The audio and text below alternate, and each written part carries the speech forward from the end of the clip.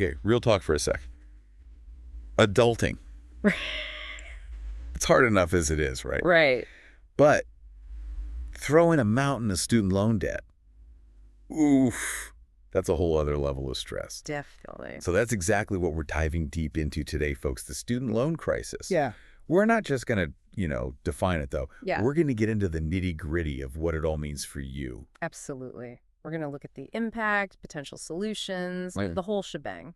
Right. And we've got some really thought-provoking stuff in our source material today. Oh, yeah. Like, we're talking about how this debt affects career choices, how it messes with your mental well-being, even looking at different education models from around the world, seeing if maybe there's some better ways to do things. Ooh, that's a great point. We'll definitely dig into that. But first, I think it's important to set the stage. What exactly are we talking about when we throw around this phrase, student loan crisis? We hear it all the time, but... I know, right? What does it actually mean? So basically it boils down to the massive amount of debt college students are taking on. We're talking trillions of dollars on a national level. Trillions. Seriously.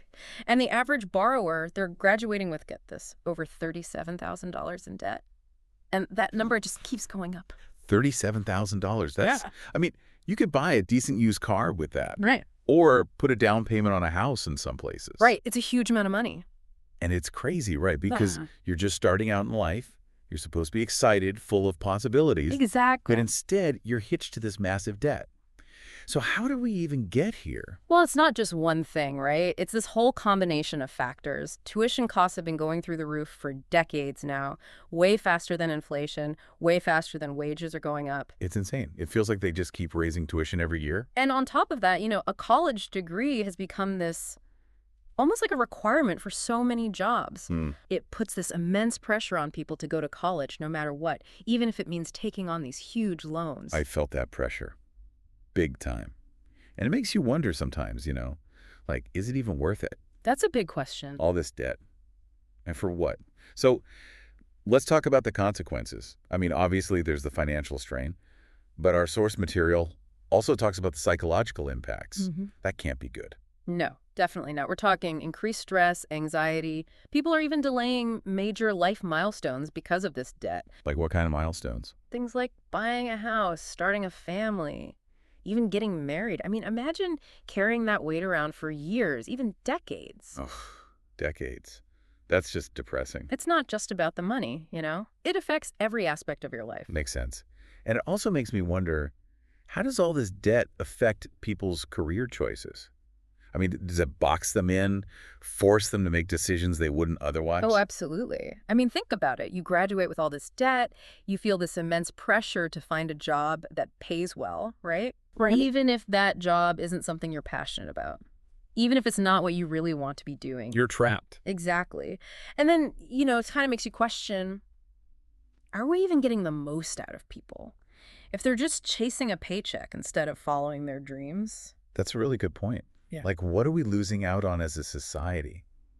It's kind of bleak, right? All this talk about debt and negative impacts. You can feel that way, yeah.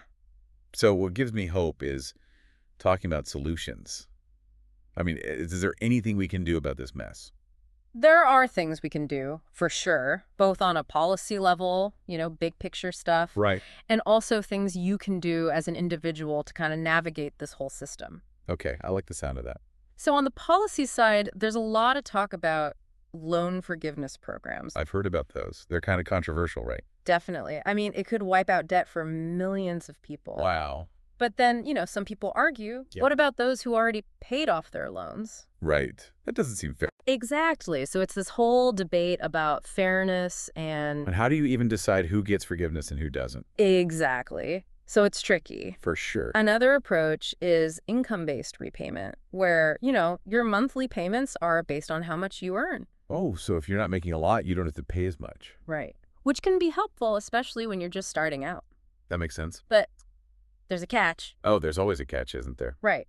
Sometimes with income-based repayment, you end up paying more in interest over time. So it's like a trade-off. Exactly. And our source also talks about addressing the root cause of the problem. Which is? The sky-high cost of college itself. Okay, yeah. We got to tackle that for sure. But how? I mean, tuition just seems to keep going up. Well, there are some interesting ideas out there, like tuition caps. Tuition caps. Yeah. So basically, it would limit how much universities can raise tuition each year. Oh, I like that. There's also a lot of talk about holding universities accountable for their spending, making them be more transparent about where the money's going. It's about time. I mean, they're part of the problem, right? They got to be part of the solution, too. Exactly. Now, you mentioned earlier about looking at other countries, and this is where it gets really interesting because did you know that in Germany, for example, higher education is basically tuition free? Wait, seriously? Tuition free? Like you don't pay anything to go to college? Pretty much. It's mostly funded through taxes and government subsidies. So it's like they believe that education is a right, not a privilege. Exactly. They see it as an investment in their society. Wow, that's a whole different mindset. It is. And it makes you wonder, are there other ways to do things? Right, like maybe we don't have to be stuck with this broken system. Yeah. So let's talk about what our listeners can do right now. Like practical tips for navigating this whole college thing without ending up drowning in debt. Okay, so first things first, you got to be informed. Don't just go with the flow. Do your research. Research, okay. Like what? Research different schools, different programs, compare costs, look into financial aid options. Got it. So basically treat it like a big purchase. Exactly. Yeah. Because it is a big purchase. Makes sense. And remember, there are other paths to success besides that traditional four-year degree. Oh, true. There are scholarships out there, mentorship programs, apprenticeships. You can even find some amazing stuff online these days. So many options. This is actually making me feel a lot better. Like, it's not all doom and gloom. Not at all. You do have choices. Even within this, challenging system, knowledge is power. I love that. Knowledge is power. You can make informed choices. You can create a better future for yourself. Awesome. So just to recap what we've covered today, we talked about the student loan crisis. It's a big, complex issue. It affects people's mental health, their careers. It's just a lot. Yeah. But we also talked about solutions, right? There are things that can be done on a policy level. Things like loan forgiveness and tuition caps. Right. And even looking at other countries, other models for higher education. Exactly. There are alternatives out there. It really makes you think, doesn't it? Like, if education is an investment in the future, how can we make it more accessible? How can we make it less of a burden for everyone? That's a great question to leave our listeners with. It is.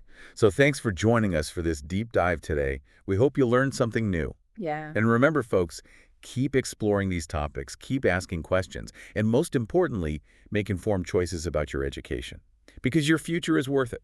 It definitely is. All right, that's it for today. We'll catch you on the next deep dive. See ya.